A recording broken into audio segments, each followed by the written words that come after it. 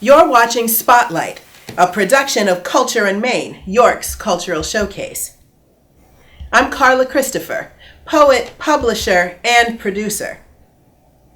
Join me, along with editor, musical guru, and video extraordinaire Jay Schmuck, plus wild outdoorsman and videographer, along with technical extraordinaire Cliff Kern, and all of our friends as we go behind the scenes and get into the underground of what's really going on in the arts and cultural amazing explorations that are happening in South Central Pennsylvania. You'll see everything from art to music to dance to theater, and you'll also get to meet the people who really make it happen, find out how and why, along with some great studio performances, some amazing on-the-street footage.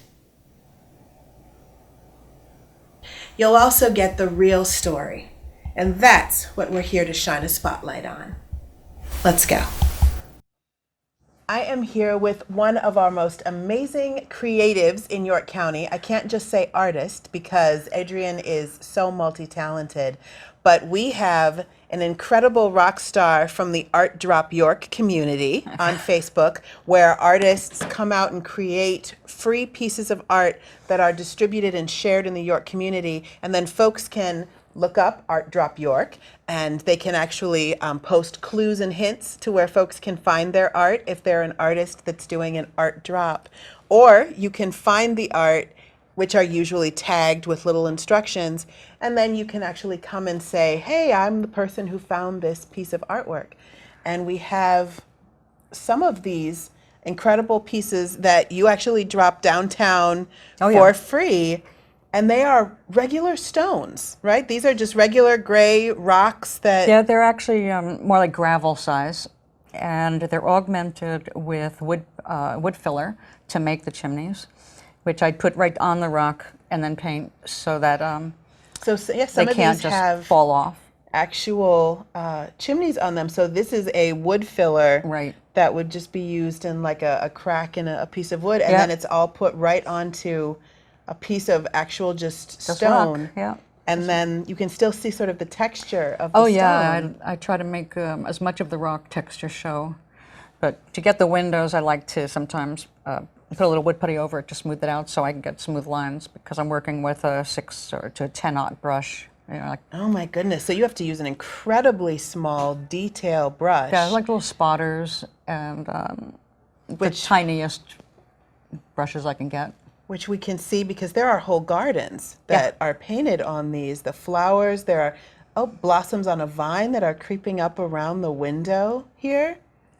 What gave you the idea to start making perfect little fairy houses out of a rock? I mean, what makes you look at a rock and say, this, you know what, I see a little fairy house in there?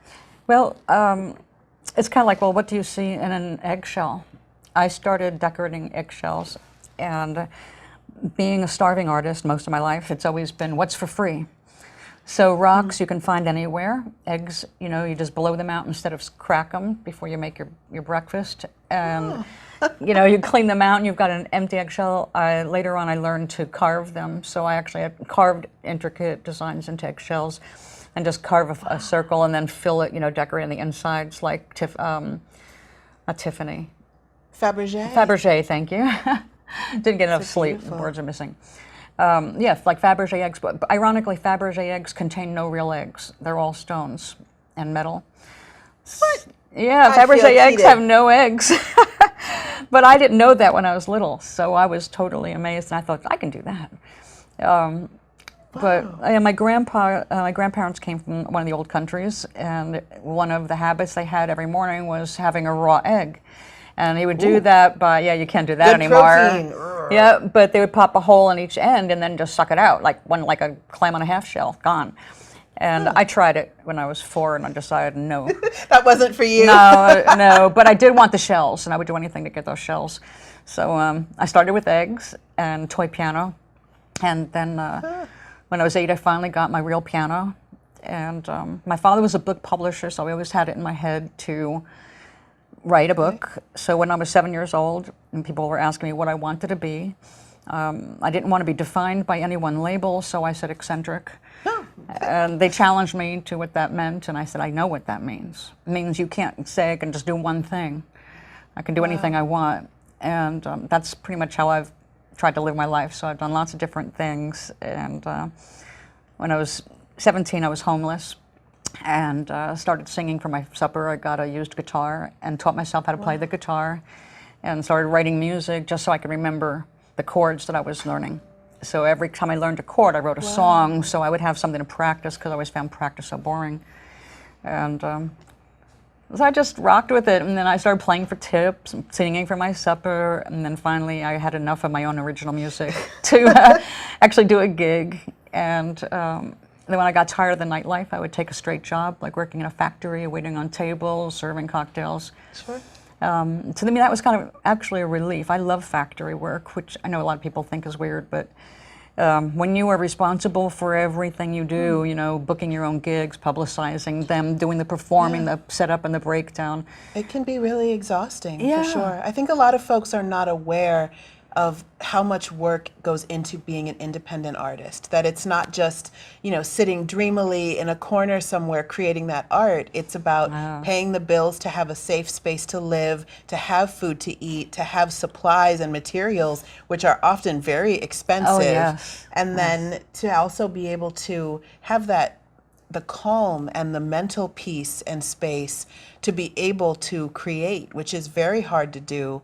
I know as a writer, but I've heard this from artists of every genre, that if you are under that constant stress, those time demands, being told you have to perform whether you're sick or have a cold or whether something is going on in your life, and having to get on stage and put on this show can be really spiritually draining. And, you know, there really is a lot of that emotional currency that goes into that work. So I can see sometimes needing to just take a step back and say, you know, the writing, the editing, the recording, the booking, all of it, you know, I need a break for a minute. Yes, I would go and I learned how to do injection mold machine and made plastic beads in Rhode Island and other places. I learned how to, you know, do this or that.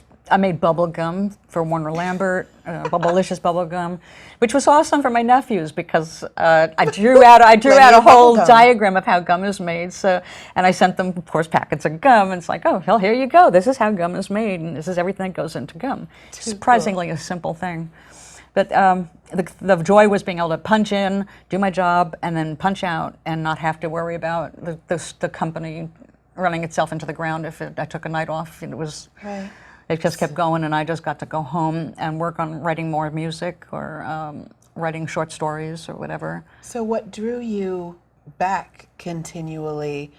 I know you had said before you retired that you were actually making artisan soaps. Yes. I had to retire because I got sick. I got a bizarre kind of a cancer that won't kill me, but I have to be on chemo every day, which is very debilitating and exhausting. So I can't try to do a gig and say, oh, I'll make it through a whole set, because I don't know from day to day if I can make it through a set. Right. So I started broadcasting. I started doing all my stuff from bed, and just set my bed up to be my castle, you know, a stack of books for reference, my art stuff in here, my music over there, and then bring it all into bed with me as I needed it, and just do it.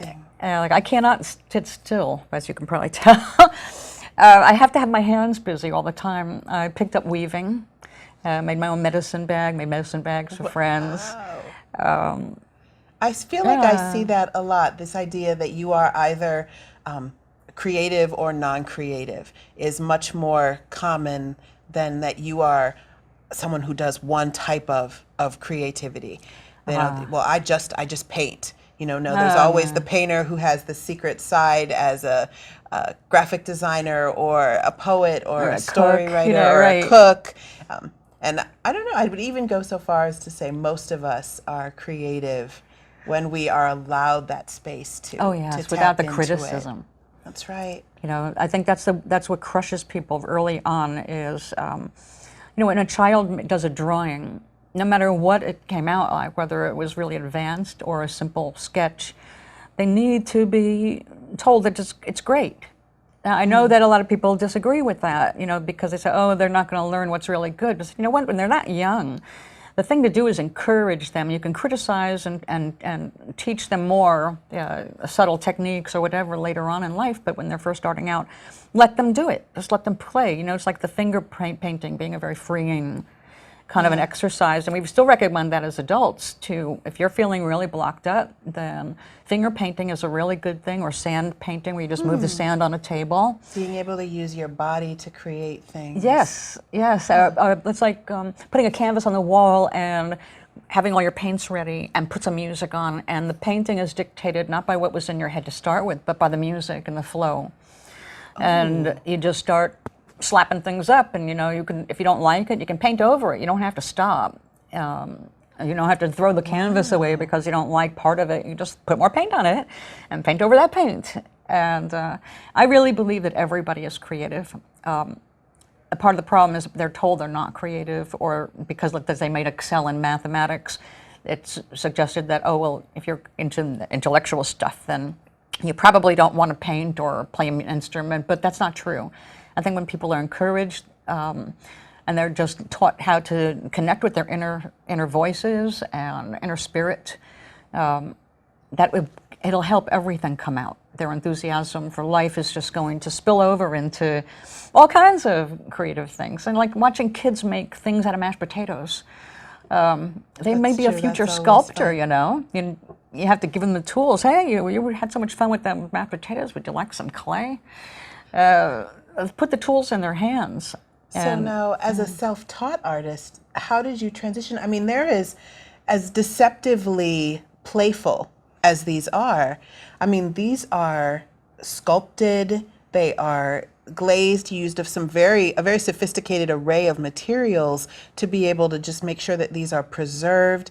I mean, was all of that self-taught over time, or did there come that period where you had to transition from being a playful, self-taught artist into being someone that was more formal with it? Well, actually, I went from playing, and I've always had a hunger for color, and playing with it. It's like when they came out with all the different colored nail polishes. Even though I don't do my own nails, I had to have one of every color. And then I ended up using that nail polish to paint directly on canvas when I didn't have any paints, but I had a canvas panel. So as long as I have like a movie playing, something for part of my brain to be busy, then the rest of me is just free to create. And what happened was when I got married and moved to California, I got a job in an art store. And I became the fine arts materials consultant. So I was the one that studied all the materials to see what can be done with them. People from like Bowers Museum used to call me for information. So it was really cool to become a source of info just because I loved it so much. I was reading and quizzing all my sales reps, well, what about this and what about that? And then I put a newsletter out to teach people about the different products and try to promote other artists. It's like, hey, you're an artist and you're looking for work. Let me put your name here and what's the contact info, and maybe someone will see, your card or something, So I've been a promoter of other artists and arts.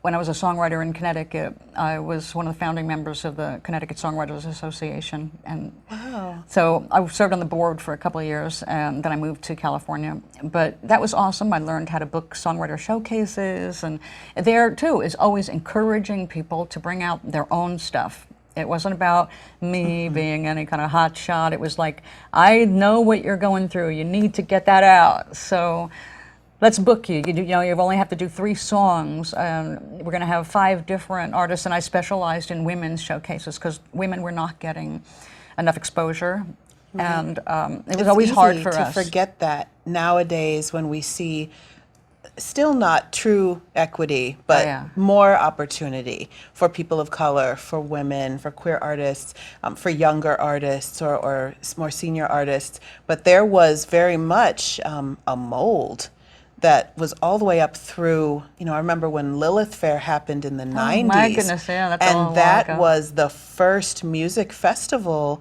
that only featured women artists. I mean, it was, I mean, big major selling women artists were being told, as a woman, you cannot book and fill a stadium with people. Like you have to have male artists to anchor this. They were absolutely wrong. But my goodness, how are you able to promote and work with female artists and lift those stories up in a time when that wasn't considered possible?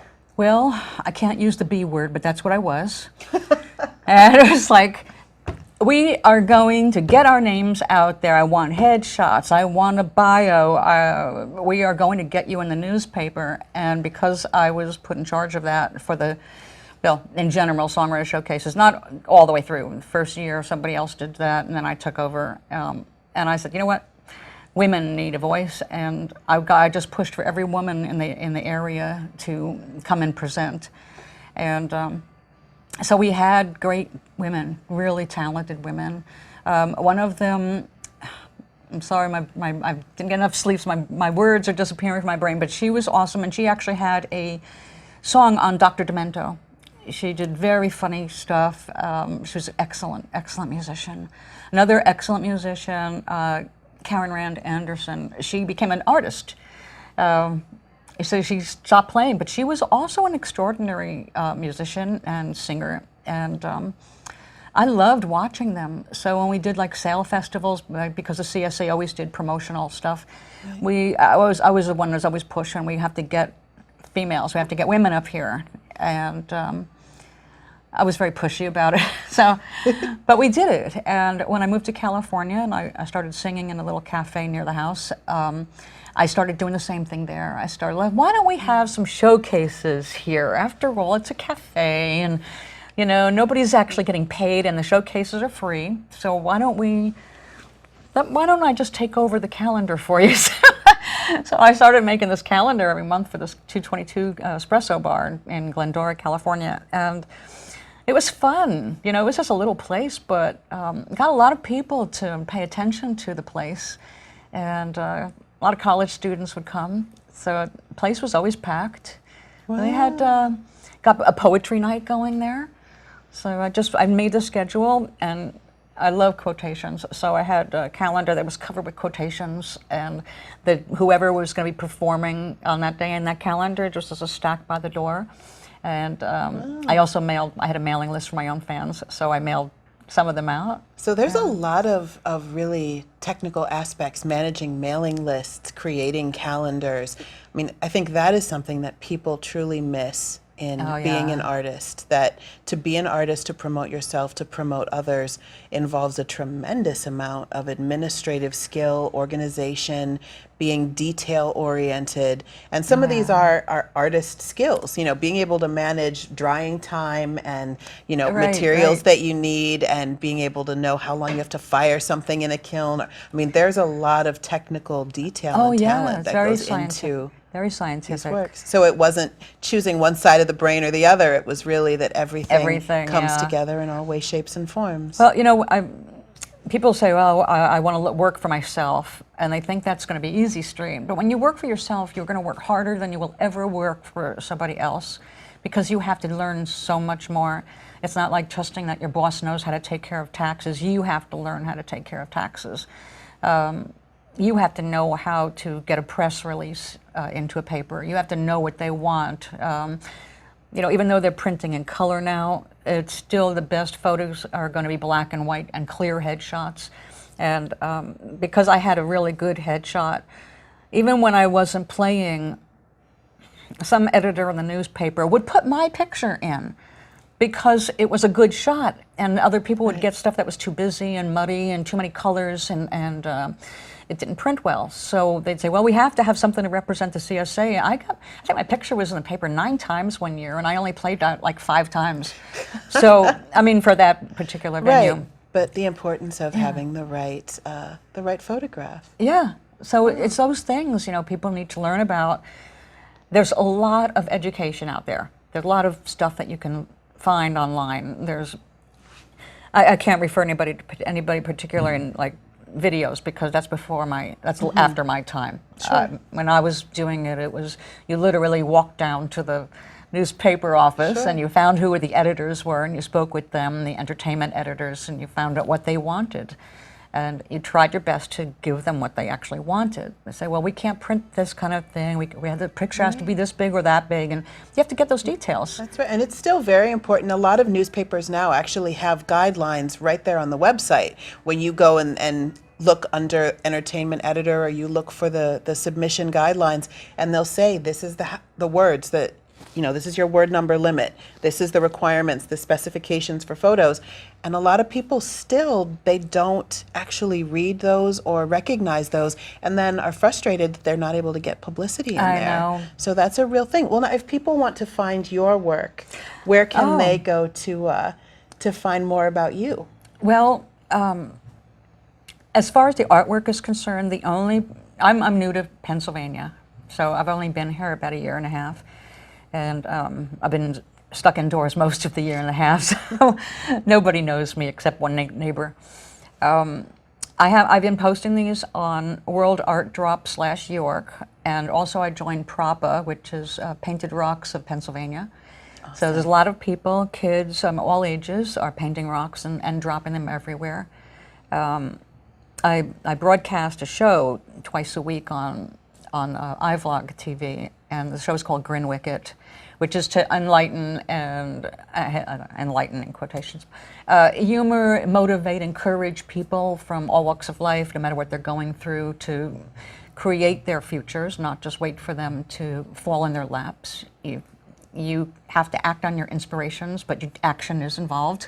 And I try to get people to understand that, it's like you can think positive all you want, but if you don't get up and move it, nothing changes. So you can want to be an artist or you want to be a writer, but it's still, you have to get out of your head and into the real world, learn what it takes. Like publishers will always give you their guidelines, what it takes. That's right. Things like that, So when I'm on my stage, which is actually a desk chair in my bedroom, and now that I'm out of bed, I spend 2 hours twice a week encouraging people to do exactly this kind of a thing, to follow up on a dream. Stop thinking of yourself as uncreative, because we're born creative. You just have to learn how to connect to your creative center and look where you can do it, and don't tell me about poverty, because I know from poverty. That's why I got into eggshells and rocks, because they were free. Amen. So, yeah. That is awesome. So make sure that you check our screen below. You can hear the vlog and the Painted Rocks of PA and Art Drop York. Great opportunities to not just interact with art, but to maybe take a piece of it home with you. Yeah.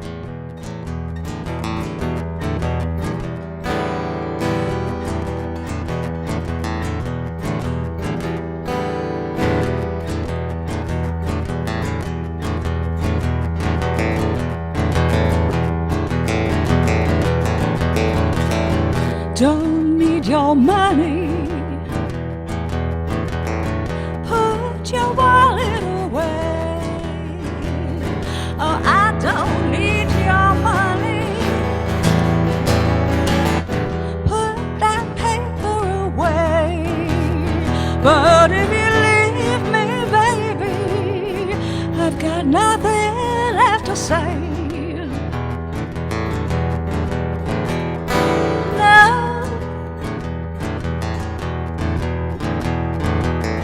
I had a good friend. He stuck with me night and day. Oh, once I had a real good friend, until he went away. And ever since he left me, I've got nothing left to say.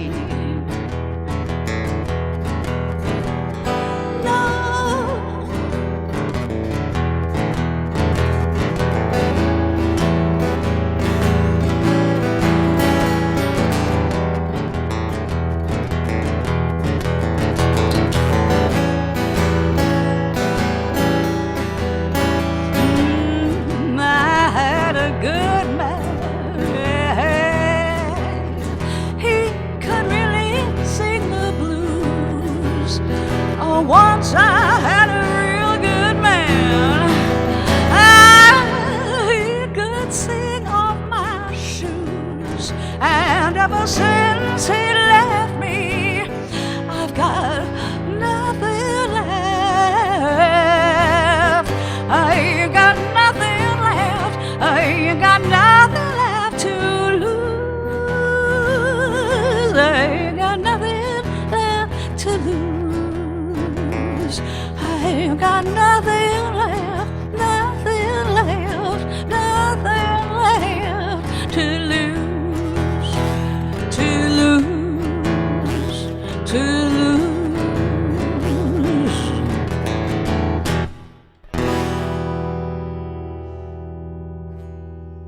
All right.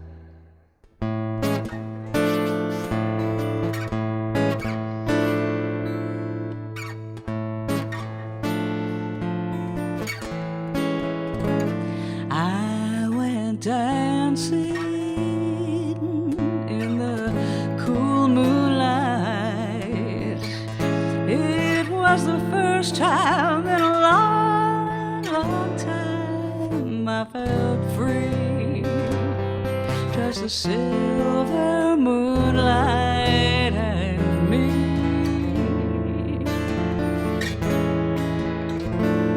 There was music not too far away, a standing invitation to join in the play, but I felt free, just the silver moonlight and me.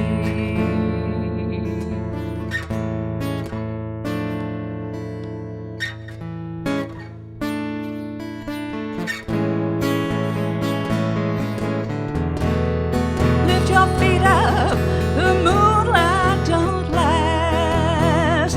Too soon the time for dancing flickers and runs past. Kick your feet up, don't drag them in the grass. The moon waxes and wanes, and moonlight's calling your name.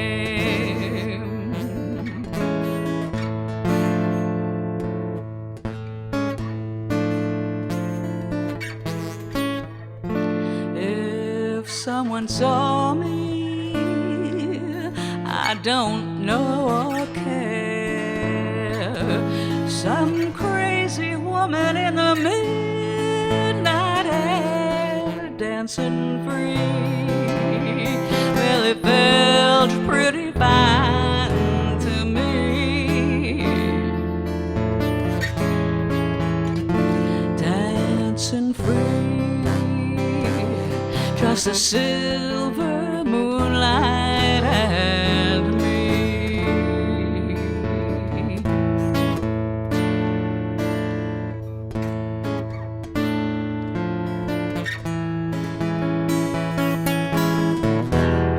Lift your feet up, the moonlight don't last. Too soon the time for dancing flickers and runs past. Kick your feet up, don't drag them in the grass. The moon waxes and wanes, and moonlight's calling your name.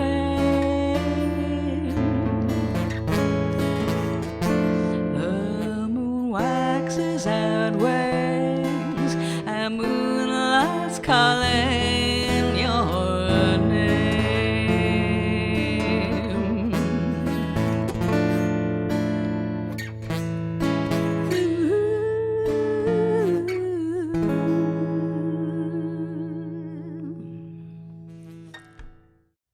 We're here with one of my favorites today, Eshu, aka the Gingerbread Man, who has a powerful spoken word voice unlike any other that you will hear in South Central Pennsylvania.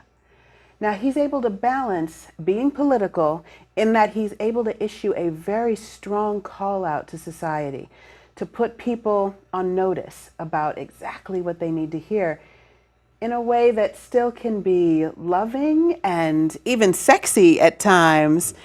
And I love that you're able to have that balance, that I never feel like I'm listening to rhetoric or something that is overly rehearsed and is about what way you want to get me to vote or what way you want me to show up on an election day, but it's more about the kind of person that you want me to be. And yet you don't shy away from holding people accountable, whether they're power holders and stakeholders or regular folks. And I love that balance. So how would you, though, describe what you do? How would you describe your voice? I usually, I flow. If something inspires me, I'll start to write. A lot of times with my writing process, I'm not really a writer. Most of my stuff is up here, and I have to write that, so I'm right now getting myself in that mind frame. Write the book, because a lot of what you can't say on stage in a limited time, you could put in the book. Very true. However, when I write, I try to write from a perspective of charity, or should I say being non-judgmental, because what I've learned in my experience is that everybody is destined to walk their own path, and we're all spirits suffering from the human condition, where it be choosing religion, greed, sexuality, sexual preference, disabilities in any way, where if you start judging people, what happens is that the moment you start judging, you start falling under the realm of trying to control others and what they should do and what they should think. And Gil Scott-Heron, he had a quote in one of his pieces where he was saying that instead of running up on people with your black bag, hitting them upside the head, telling them how they should be black, show them. So to expand that, instead of saying showing them how to be, trying to force people to exercise good character, you show them. And if you inspire people enough, they will do right by themselves and others. So like with me, you have it, especially with the African American community, we won't unite because this person may be Christian, that person may be Muslim, this person may be Buddhist, this person may be lesbian, this person may be, you know, comedic science, where at the end of the day, we're gonna use this as separation. My thing is, as long as you putting in the good work, let's get together and do something. If we can sit down and be like, you know what, we're gonna do this poetry tour and 50% of that's gonna go towards paying somebody's electric bill or feeding the homeless or donating money to women suffering from domestic violence. I don't care what religion you practice or your sexual preference or, you know, what disability you may have. If you putting in the good work to help humanity as a whole, then let's do it. Amazing. So how do you see the content of the work that you share, the poetry that you write, as being part of that message of either promoting unity or of telling people, you know, this is how I live, this is me being myself and showing others? Is that part of what you do? That's part of you showing others and putting it out there? Most of what I write is based on how I live. So I would never be like a commercial artist, because if you ask me, hey, write something on this topic, well, if I'm not feeling it or I don't know about it or I haven't experienced, who am I to speak it? You know, like somebody, I remember one time, do you think you can do a party jam? And I'm like, I don't do party jams. You know, I go to parties, I like to party. I mean, if I feel it, yeah. But if you come to me like, hey, just write this, I'm like, whoa, why am I writing this? So you just don't to get write paid. on demand, huh? It depends on the topic. If it's for a noble cause, yeah.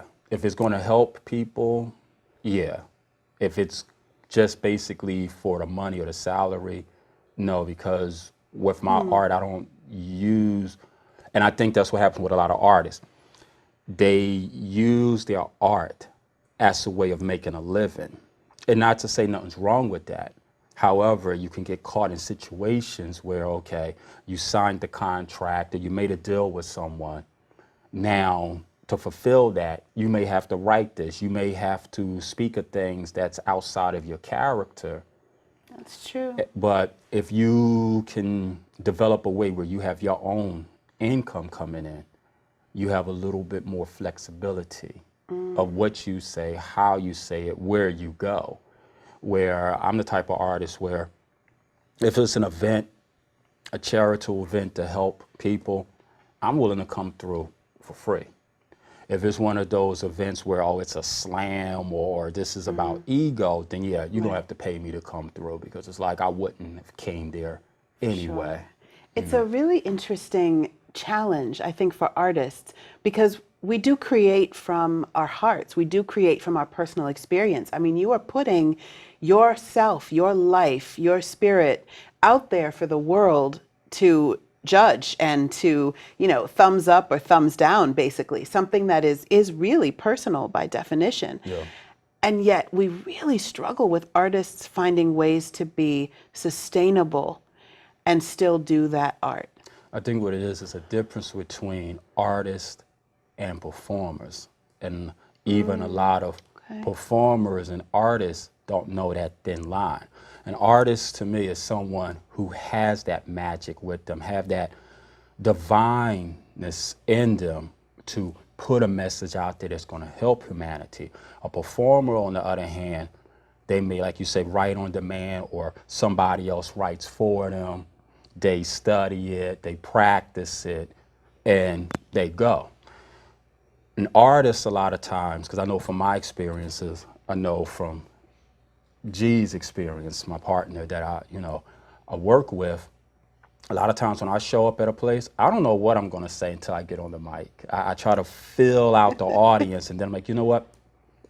I'll do this for the audience tonight. And some people would say that was being an incredible performer, being able to read the audience, being able to adapt, being able to give what's needed in a certain space, that's its own method of creating or even altering your work and your performance based on who is there in those seats. Yeah. So is that the spirit moving, or is that you being a professional and a performer? It's the balancement with that, because I try to give the audience something a little different. Like if everybody's doing one way, then I'm like, okay, let me shift it another way.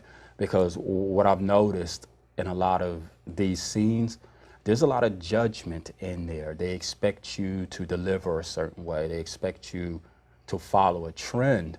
And what happens is that I've come across a lot of great artists who has something powerful to say, but because of the stigmatism of, some will say, oh, if you read from a paper, you're not a real performance poet or a spoken word artist, or if you're not delivering this way, you're not real. And then so what I try to do is, especially if I know I'm with another artist who doesn't, per se, have the same style that's going on, I will purposely do a piece close to that artist's style to open that door up for that artist to be heard by the audience and respected by the other egotistical artists out there, where I let them know, don't be scared to be you. Be an individual. You don't have to always fall in with the collective, because that collective may not be going down the right path. So don't alter your road, your destiny, to try to fill in. You have something important to say. Like I had a friend, I won't mention his name, but I used to host a radio show years ago, and I used to always hear him on the radio show. And even though I may not walk the Christian path the way he did, but he was more hip-hop-ish, but he was able to take biblical verses and like 16 bars them, and it would be incredible. Wow. So I told him one day, I'm like, I always hear you on your radio, but I never see you at any of the poetry scenes. Meet me. So I traveled 2 hours to DC to the Mocha Hut to meet him. Wow. We get there was another artist from Sacramento, California, not gonna say his name, he was a slam poet. Sorry about that. And he does his thing. The guy I went to meet, he felt a little insecure. He's like, oh, I can't do this now. And I'm like, yeah, you can. So I talked to the host, Droopy, and I was like, let me go before him. And so I went and did the complete opposite of what the slam poet did. And I did a style that was calmer than what he brings to let him know you can still pull the audience. And so after I did my piece, I purposely walked out of the building, but I stood outside the door. And when he was finished, I knew when he was finished, the audience went off. He came outside. He was like, wow, they love me. I'm like, I told you they would. Just be you. Don't run from it. Then after that, he started doing his thing. He hooked up with Max Partis. I don't know if you're familiar with him, Maximum Impact, New World Order. And he started doing his thing, you know. So that's what I like to do a lot also. I like to take other artists. So you do a lot of mentoring and and working encouragement. with helping other people be that model. Yeah. That's about being that model. If you got something positive to say. Because you know what? Everybody has a story to tell. Everybody. It's just the doubt. It's just the fear of what you think people's going to think. You may feel as though they may look at you different. But I always tell people, you got a story to tell that story. That's your experience. Somebody may need that story. Somebody may need that message. So most of the time when I do something, I try to give a message to make people think. It's not telling you live this life, but it's the thing of think about the lifestyle you live in. How productive is it? How debilitating could it be to you and everyone else around you? Like I remember a time where I'm glad I didn't put a CD out because I was, you know, a lot of us growing up in Philadelphia, we dibbed and dabbed in the 5% movement, Black consciousness. And so in my mind, all Black women should wear naturals, which who was I to say this? Because unless I am a lady of African descent residing in America, I don't know the psychological experiences that they have to go through to try to be beautiful in society when you live in a society where they tell you the way you was born doesn't fit the stereotype of beauty. So of course you're going to do what you feel as though you need to do to get the attention, to get love, to get a mate. It's the instinctual drive to do this. And so I'm glad I didn't get to record that. I mean, yeah, I performed it. Sure. However, with age and time, you develop wisdom and you realize, like, you know what, that was harsh, that was judgmental. And what I feel an artist should do is not that you got to throw that away. However, make amends for that, apologize for that if need to, and then rewrite it. Wow. You know, so a lot of people don't realize that just because it was written this way today doesn't mean you can't rewrite it and deliver it better later. To show your own evolution, To show growth. your own continued growth. And so, Amazing. so what I'm doing now with the CDs I'm putting together is actually doing that, where it's like, I'm not going to hide from my eras. I may still do the piece, but with the disclosure of, this is when I was at this age and this maturity level. But now today, I'll follow it up. But this, now I have a better understanding. And right there, that builds trust with your audience to let them know we all suffer from the human condition. We're all spirits here trying to find our way to the divine. And if you avoid your mistakes or try to sweep them up under the rug, I tell people it's better that you put your flaws on the table before somebody else does. You know, so you get a lot of people. That's a great line. That is a great line. That I knew, that I remember a lot of poets from 20 years ago, and they'll sit there with this self-righteous attitude, and I'm looking at them like, really? I remember you back in the Yeah, day. yeah. We grew up in the same neighborhood. We kind of did the same things, not going into details. Like, how you going to sit here now and talk condescending or down to people who lives the lifestyle you used to live? No, what you should do is you let them know, this was me at that time. Now, this is me now from learning. And I think that's the mistake a lot of the artists make, is that they get themselves to a point where they think, I'm perfect now. Think, I'm perfect now. Never, ever, ever the case. Yeah, yeah. So, So- I'm always growing. I'm always developing new ideals. I'm always learning. And then what I tell people is that you don't, no matter what your religion is, your lifestyle, it's always good to learn other people's cultures. It's always good to learn other people's religion. Like, I tell anybody, I've read the Bible from beginning to end multiple times. I've read the Quran multiple times. The Vedas, the Upanishads, Confucius, Native American spirituality, West African spirituality. So when I'm in front of people, I've developed a way to try to speak inclusive and not judgmental, where I can sit down and basically, if we talk in the Bible, over time, I went as far as to get the Bible in its original language. Yeah, it was kind of expensive, but I needed to know. And I've took the time out of my life to actually learn Hebrew, Lashon, which is a street form of Hebrew, and Aramaic and Greek and Latin, so I could read these writings in the original language. I took years to learn Arabic. I took years to learn the hieroglyphs. So out of all that separation, the only thing I've learned from it is that we all believe in the same divine.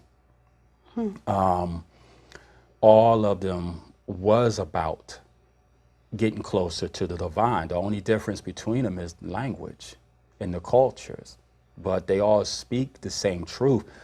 What I call the separation is tyranny, the tyranny of religion. So I have nothing against religion. It's the tyranny of religion when you have people that have no spark of, well, everybody has a spark of divine. Those who deny that divine spark and use religion to control people.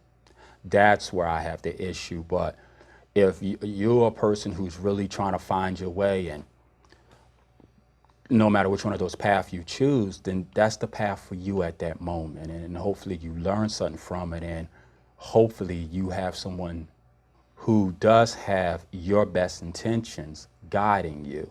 You know, so if it's your imam, your pastor, your reverend. Okay. So if people want to experience your truth, where can they go to find your CDs and your work and learn more about you? Okay, before I answer that one, I wouldn't say my truth. I would say my experiences, my opinions. Well said. If I had truth, I probably wouldn't be sitting here talking to you now. I probably wouldn't even be in this body, yeah, if I had that kind of truth. Amen. All right. So to learn more about your experiences, where well, can people go to find more about that? Well, on that, I do have my Facebook page. If you put in Eshu, E-S-H-U, and then put in Gingerbread Man, boom, I pop right up. Also, too, I have a phone number, which, because I'm a personal person, I'm not really a digital person. I tell you, you can call me directly, where the area code 610-207-7262. And I actually talk to people. If people write, if you write and, or you thinking about getting up on a stage and doing deliveries, I help with that and build around you, not me. You know, so, because I had a friend where I used to hear him, and I told him, I'm like, you know what? Write something that's personal to you, and I guarantee it's going to change your life and the way the audience see you. And he did it. It was a touching. He did his piece about when he was homeless. And to me, that was one of his most powerful pieces. And after that, Yeah. So there we have it. Write personally, tell your own truth, and now you have a mentor to help guide you through that process. Well, thank you so much for sharing some of your wisdom and experience with us today. And thank you for having the platform. We need more. Mic check 1, 2. I'm on that Rakim script because I fiend for the microphone. I am up. While man play God, replacing natural births with laboratory clones. Eon flux. They doing dope, getting high. They better look in the sky. They being spied on, if necessary, bombed on by drones. What the? How can this thought not get you upset? Perhaps there's a numb reaction from the dumb distractions they feeding you on social media, causing you to forget how the technologically advanced, methodically advanced on foreign lands with foreign weapons in foreign hands to force natives out of their homes. They bought rifles to swipe them out, diseases to snipe them out, and those that remained was those that became slaves for the new conqueror sitting on the throne. And those who wanted their freedom right back was those who chose to immediately fight back. Nevertheless, Nat Turner has revealed the reality that some rebellions and revolutions will come with regrets. That's the birth of a nation. Therefore, be cautious of the threats, plans and strategies you post and people you think you can trust on the internet, because that's bad communication. And cease the dumb stuff you be doing on your smartphones, because at any time they can kick in the doors of your home, say it was drug related or you pose a terroristic threat that's homegrown. Don't be a silly soldier foolishly following the manipulated masses like a dumb drone. Be a wise warrior. Fight for the right causes even if it causes you to fight alone. Keep your circle tight. No new friends. Keep unfamiliars in the stranger zone. Move in silence. Speak in code. Keep secrets. That's how you stay out of the danger zone. In a world that's cold, I bring the heat. And if I don't like the rhythm, I change the beat. This was just a microphone check.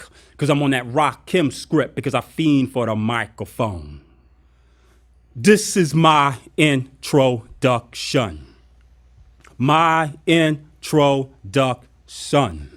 My introduction shines slinging syllables at the sky until my voice becomes the eye of God. Floating over a pyramid with 13 levels, descending on some Stargate script to bury my adversary so deep that the devil couldn't dig it. Knowledge, wisdom, and understanding, I bring it. My voice is the eye of God, bearing witness to humanities and all of its tragedies. I bear witness to the poor being destroyed by poverty, the soul being destroyed by vanity, the mind being destroyed by insanity. And I'll be at the crossroads with old Scratch watching these desperate spirits sell their old tired souls to old Scratch in hopes of getting a handful of that old Scratch. And I would sincerely sing soft sonnets to the seashores. But I don't write folklores, I write soul lores that cause the solar system to spin in ecliptic motionless atoms to be frozen in time.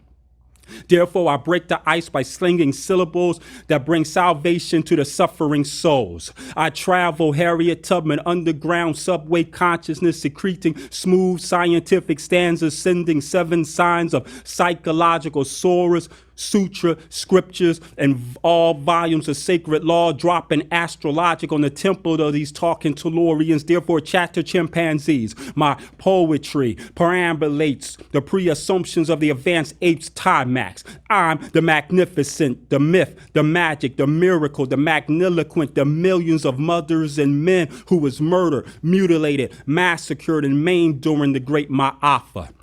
I am the March of Martin. I am the by any means necessary of Malcolm. I am the Garveyism mission of Marcus. I am the movement of Mandela. I am the music of Marley. For God's sakes, mortals, I'm the Messiah for these meditating, mediocre, murmuring monkeys, gorillas with grammar gratifying the false gods of Greece because I enunciate the ancient Egyptian African speech.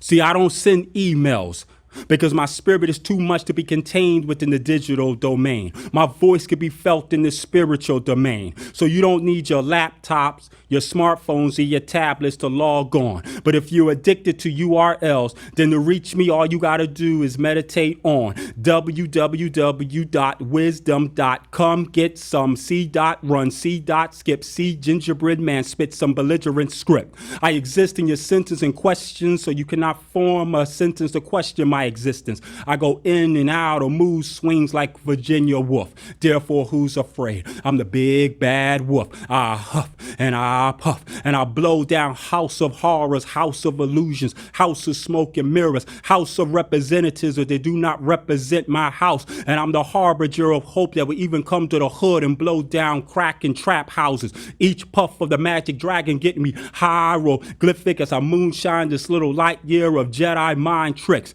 But do understand that my spiritual evolution is way beyond that of Luke Skywalker. Therefore, may the truth be with you, spook lie talkers, when I come for you. This was my introduction. My introduction. Sunshine slinging syllables at the sky until my voice becomes the eye of God. Poetry is metrical compositions concerned with feelings and imagination. Poetry is metrical compositions concerned with feelings and imagination. Therefore, how should the speech alchemist begin alchemizing speech syllables into something deliverable? Is this what you anticipated? Then I ask you to come participate in a movement that travels and unravels, riles beyond the gravitonic field of the third planet slanted on a 23 degrees axis. I exist. It's that Elohimic, cherubic organism, divine mechanism, my juggly irregular tongue reversal like rotation of Yahwehic script. Time dimensions are left ripped from verbal cyclonic lips. My lines are the papyrus of Ani, ancient hieroglyphs, Anumia, leash dug up Gilgamesh epics. If people tell you I'm the voice of God, just accept it. I'm a thousand voices and thousands of voices, thousands of voices and thousands of voices and thousands of I'm a thousands of voices afflicting you with necrobiosis, alchemizing speech rhythms into your nervous system like thigmotropism with concrete jungle jingles from the ghetto. Infinite paragraphs amalgate into something single. For centuries, poetry, document history, soothsaying meticulously Daniel's prophecies, the sunlight, condensed moisture of the atmosphere falling in separate visible drips and drops and drips and drops of bebop folk, soul, hip hop, dripping on the cerebraic tissue. Sensations like awesome as my thoughts ooze into your corpus callosum. I'm pure, untainted, unbastardized black magic, ebony love potion.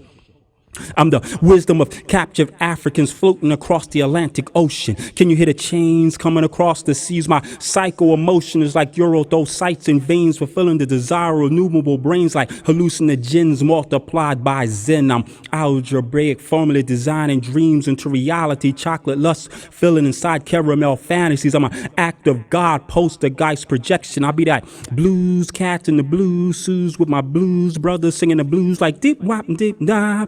I'll be like the reincarnation of Langston Hughes, the masculine synonym of Maya Angelou when I flow.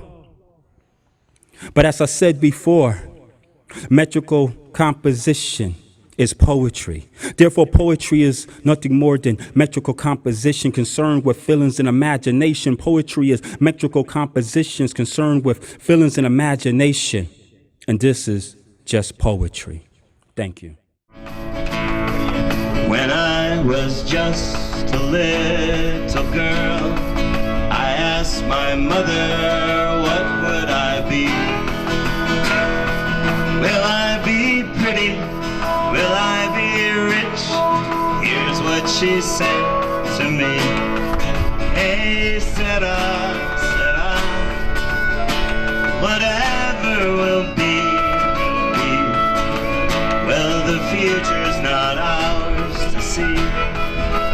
Hey, said I, what will be, will be. But then I grew up and fell in love.